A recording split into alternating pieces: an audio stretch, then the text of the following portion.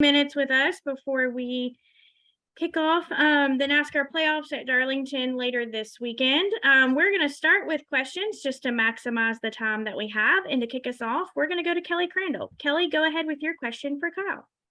Thank you. Kyle, you got me? Yeah, I got you.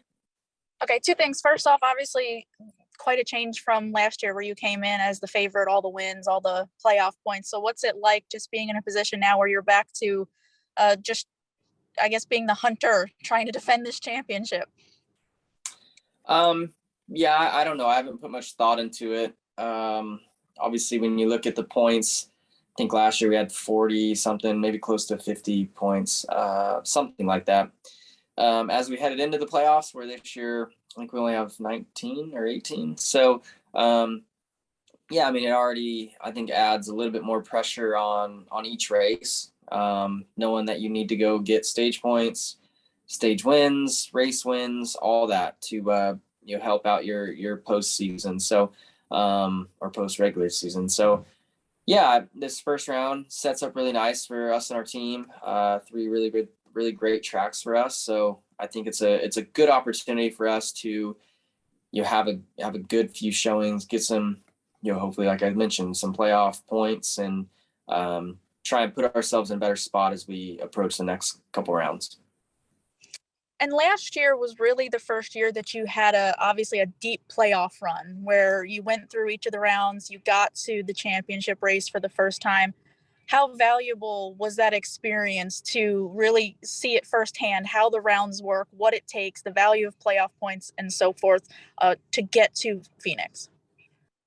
Yeah, I think only one other time maybe in my career I've made it to the round of 8. So I believe anyways, I might not have, but I think I did one other time, where I think that experience is probably, even though I don't remember it, that experience would probably have taught me more and prepared me more for this year's playoffs, because, last year it's kind of, just not often I feel like that a driver, has that many points. I know Harvick and them have done it in the past, but where you have a lot of points and you can rely on those points and not go into each race with some stress of crashing or having something bad happen, or if it does, you're still not in terrible shape. Like, I think the second round of last year we had a bad Talladega, and then we had the battery issue or alternator issue at the Roval, and then I was stressed out, where I'd have been really stressed out if I had the bad race at Talladega, just that one itself. So I don't know, just go out there and execute and try and run up front all race long, and that should hopefully put you in an okay spot.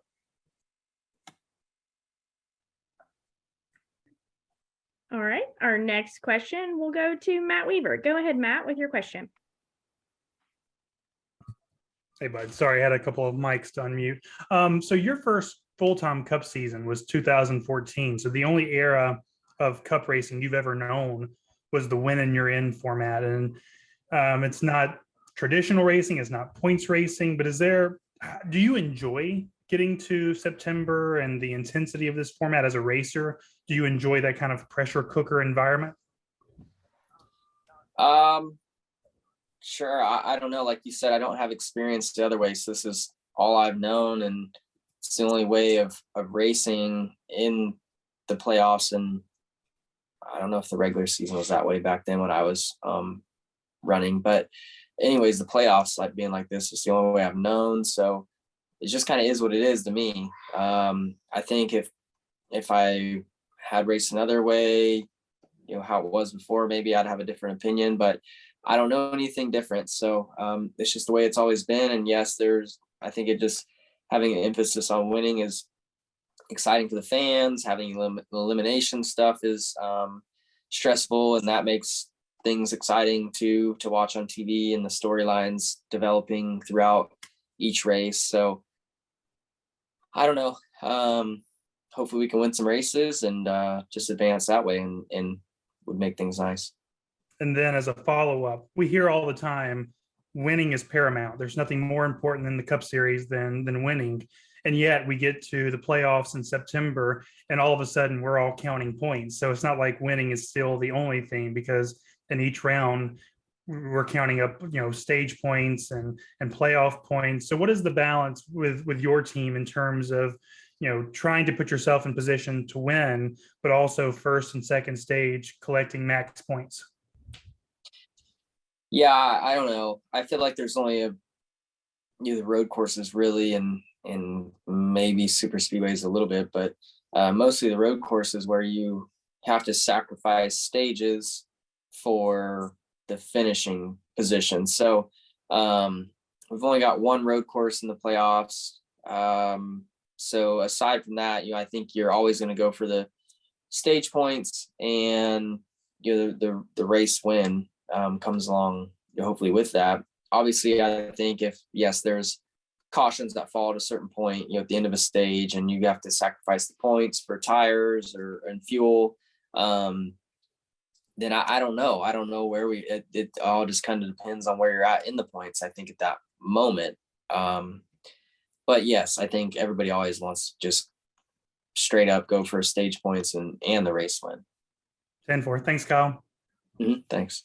Okay, our next question will go to Pete Acabelli. Go ahead, Pete. Hey, Kyle, what is it about Darlington that sets up well for you? And did you like the track from the first time you rode it, or did you have to get some times around before you really found your groove here? No, I mean, I think most of the time, all the races I've had there have been really good. Maybe if I had some bad results, it's because I got into the wall or something like that. But before getting into the wall, I always remember being competitive and having fun and run up front, and have yet to get a win there. But I feel like it's probably in my top 3-4 for best tracks on the circuit, as far as running position, average running position throughout the race, stuff like that it seems just fit my style. It's just really technical. You have to move your line around a little bit, be patient. It's just fun. I really enjoy it. It's slick, it gets hot. It's just a very demanding racetrack, and I think the more demanding, sometimes it seems to be better suited for me. So hopefully this weekend we can go there and have a really good run and finally crack out a win there. Kyle, just another quick question. How do you feel like your regular season went, and do you feel as prepared as you can be for this playoff run? Well, I think our regular season didn't go very well to our standards, but I don't really know if anybody. I mean, you could even for Chase, like I don't even know if his regular season was up to their standards. There's just a lot of inconsistency this year throughout the regular season. We had 3 blown engines now in the regular season, so a lot of DNFs. With that, but also mistakes on my part or bad pit stops. Yes, we got a couple wins, which was nice, but we also probably gave away a couple as well. So I would say no, it wasn't good, but I do still feel like we are prepared for the playoffs. I feel like here lately, our pit crew's been performing well. Our cars have been fast all year long. And Cliff and our guys have been making good pit calls on the top of the box. And I'm doing a little bit better job of taking what I can get out of the race car and not overstepping things. So I feel like we're prepared. We just got to hope that everything comes together, and this is the time of year for that. So I know we have a championship caliber team. We proved that last year, and just got to do it again. Okay, our next question is going to go to Lee Spencer. Go ahead, Lee. Thanks, and thanks for joining us today, Kyle. You mentioned just the inconsistencies that we've seen this season, and it's kind of bizarre for you to have 6 DNFs, as you mentioned. But when you look at these inconsistencies, how much of it is the new car? Because it's really changed the dynamic in a lot of these races. I mean, we're going into these playoffs, and there's a lot of new faces. Ross Chastain, it's his first time. Tyler Reddick, his second time. Bell, second time. Briscoe, first time. Suarez, first time. Cindric, first time. There are a lot of first time guys that are going to the postseason. And I'm just wondering how much of that, is the new car and giving opportunities that we might not have seen in the past. I mean, yeah, it's hard to, say that it's not a factor in, a unique set of drivers in the playoffs. I don't know what it is about it. I think just the cars are more similar than they've ever been to one another. There's more things that can go wrong in a race that take you out of it, and you put others in contention. I don't know. I think there's a long list of things that can factor into why it is how it is. But I think it's cool for the race fans to see a different kind of crop of drivers up front all year long, and now a different crop than we're typically maybe used to seeing in the playoffs. And I think it's added some storylines for the commentators and for you guys, and I think those are all good things. Could there be some big unknown that none of us are expecting that pops up, say, round of 8 even? I don't know. I don't know. I think we'd have to just kind of wait and see how things play out. I don't know, because it is an unknown, or what. I don't even know what is an unknown, because we don't know what the unknown is. So I don't know. I can't answer that for you. I'm not really sure. You don't really feel like there's a clear-cut favorite right now going into the championship battle? I definitely think there's favorites, but there's a lot of craziness that's happened all year long. So even though I've got favorites, I'm not confident in anything, just because of how wild and inconsistent the season has been for so many people. So I think you can look at us as being a favorite. I think you can look at Chase, obviously, in my opinion, Ross Chastain. I would say, us three probably, and definitely the Gibbs guys that are in the playoffs. There's a lot of tracks, I think, in the playoffs that suit their cars and setups very well. So honestly, I probably look at them as probably being the ones that can go out there and win. I think there's other teams that can do a better job of executing, but I think the Gibbs guys are probably got the fastest, best handling cars to go out there and really win in advance that way. Appreciate your time. Good luck this weekend. Thanks. Okay, our next question is going to go to Zach Sternalino. Go ahead, Zach. Hey, Kyle. You touched on this earlier, but just with your playoff history, there was only one other time that you were able to get into the round of 8 before the run you went on last season. So what do you feel like the biggest lessons are that you've learned throughout your playoff history that you feel like you can carry into this year to better prepare yourself?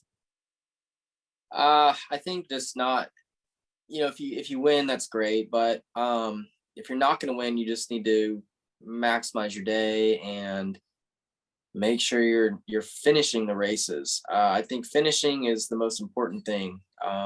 If you can finish in the top 10 or 12 every week until at least you get to the round of 8, I feel like that's should be enough to get you in.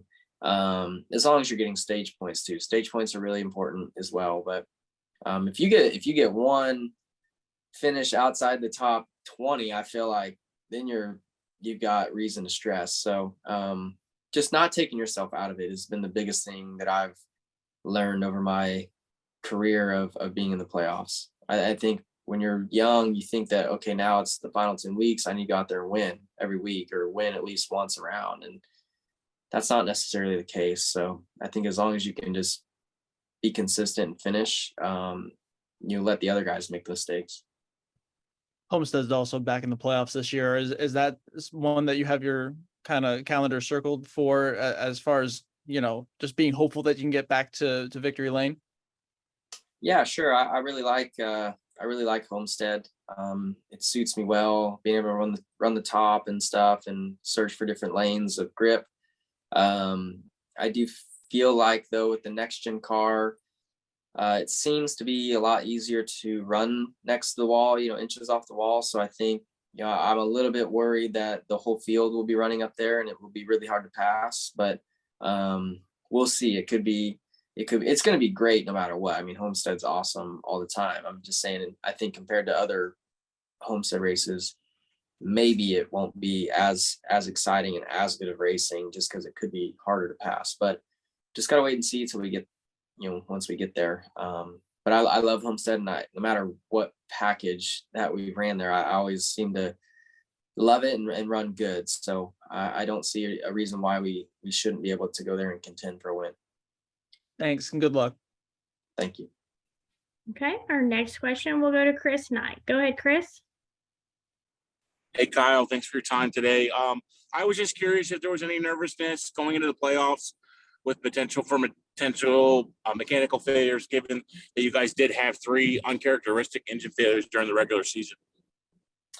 I have not really thought about it until, we blew up again this weekend. So, now it's almost, not most, our other 2 engine failures were early on in the year. So, I thought we'd had it all cured and stuff, and to have another issue pop up this weekend, which I think was a totally different issue than I've had in the other 2 instances.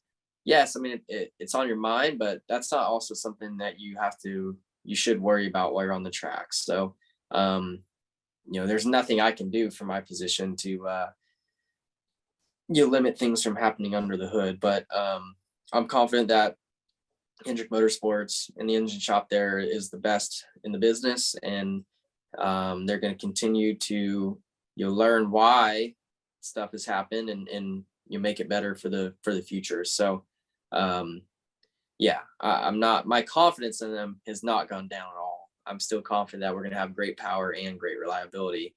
But yes, it's more on my mind now than it was, just because it happened, the week before the playoffs started.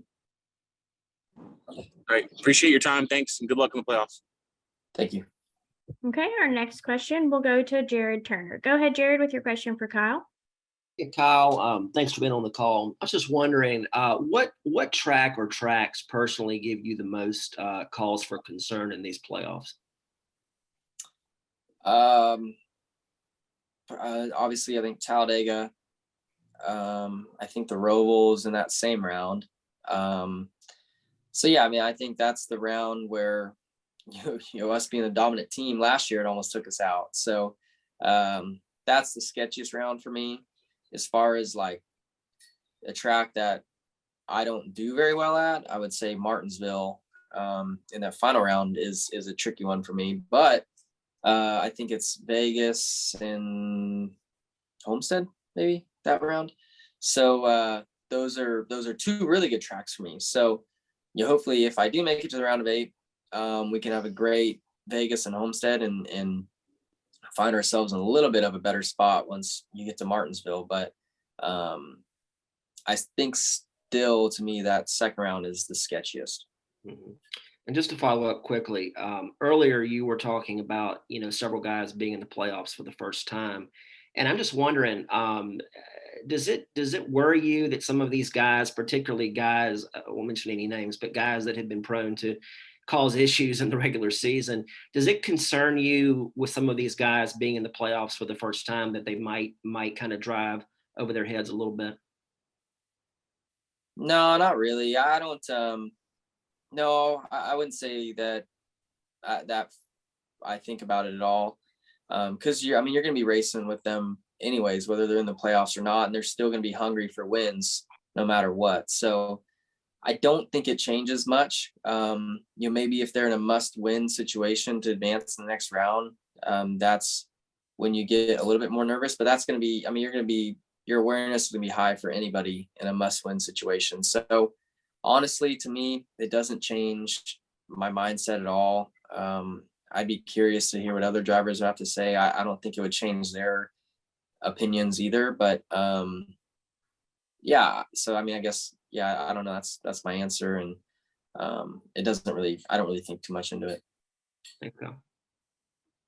All right, Kyle, thank you so much for joining us. Our time with you is now complete. So thank you for your time on this Monday. And I know to all the media, we didn't get to everyone's questions, but thank you for those that joined. I will have audio and video from this session. If you need access to that, feel free to let me know. Everyone have a great Monday. Thank you, guys. Thank you.